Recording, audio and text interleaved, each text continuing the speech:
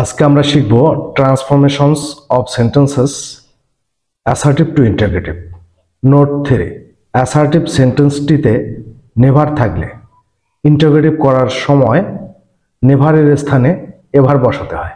Assertive সেন্টেন্সটিতে never থাকলে নেভারের স্থানে আমরা এভার বসাবো।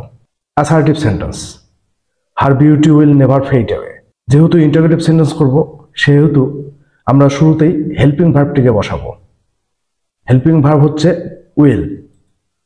উইল, যেহেতু এই অ্যাসার্টিভ সেন্টেন্সটি নেগেটিভ, নেভার রয়েছে, তাই আর উইলের সাথে নট বসাবো না। সো ইন্টারগেটিভ সেন্টেন্সের শুরুতে আমরা হেল্পিং ভার্বটি বসাবো উইল। এখন বসাবো সাবজেক্ট, হার বিউটি। নেভার হয়ে যাবে এভার, ফেড অ্যাওয়ে। যেহেতু ইন্টারগেটিভ সেন্টেন্স করতেছি সেহেতু প্রশ্নবোধক চিহ্নটি সবার শেষে আমাদেরকে বসাতে হবে। Assertive sentence, they never make a noise.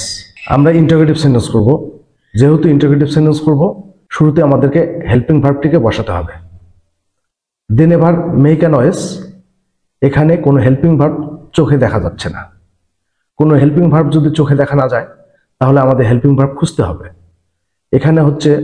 এখানে মেইন ভার্বটি হচ্ছে মেক। মেকের সাথে এস বাই এস নেই, মেক হচ্ছে V1, অর্থাৎ মেইন ভার্বটি যদি V1 হয় এবং তার সাথে যদি এস বাই এস না থাকে তাহলে ধরে নিতে হবে এই মেকের সাথে হেল্পিং ভার্ব হিসেবে ডু রয়েছে। ইন্টারগেটিভ যেহেতু করব আমরা হেল্পিং ভার্বটি শুরুতে বসাবো ডু। যেহেতু they never make a noise, they never make a noise এটি একটি নেগেটিভ সেন্টেন্স, আমরা ইন্টারগেটিভ করার সময় আর নেগেটিভ ফর্ম বসাবো না।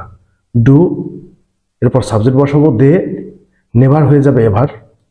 Do they ever make a noise. আমরা আরো একটি এক্সাম্পল করব, assertive sentence, they never went to Cox's Bazar. এই অ্যাসার্টিভ সেন্টেন্সটি যেহেতু নেগেটিভ, ইন্টারগেটিভ করার সময় আমরা আর ইন্টারগেটিভ নেগেটিভ করব না, আমরা শুধু ইন্টারগেটিভ করব। They never went to Cox's Bazar, এখানে কোনো হেল্পিং ভার্ব চোখে দেখা যাচ্ছে না। যেহেতু হেল্পিং ভার্ব চোখে দেখা যাচ্ছে না আমাদের হেল্পিং ভার্ব খুঁজতে হবে। এখানে মেইন ভার্বটি হচ্ছে ওয়েন্ট, এই ওয়েন্ট হচ্ছে V2, এখানে কোনো এস বাই এস নেই। আমাদের মনে রাখতে হবে মেইন ভার্বটি যদি V2 হয় সেখানে হেল্পিং ভার্ব হিসাবে ডিড রয়েছে, তাই ইন্টারগেটিভ করার সময় আমরা শুরুতে ডিড বসাবো। ডিড দে, নেভার হয়ে যাবে এভার। এই ওয়েন্টের কারণে আমরা ডিড বসিয়েছি, যেহেতু ডিড বসিয়েছি এখন এই ওয়েন্টের V1 বসাবো, গো টু কক্সবাজার।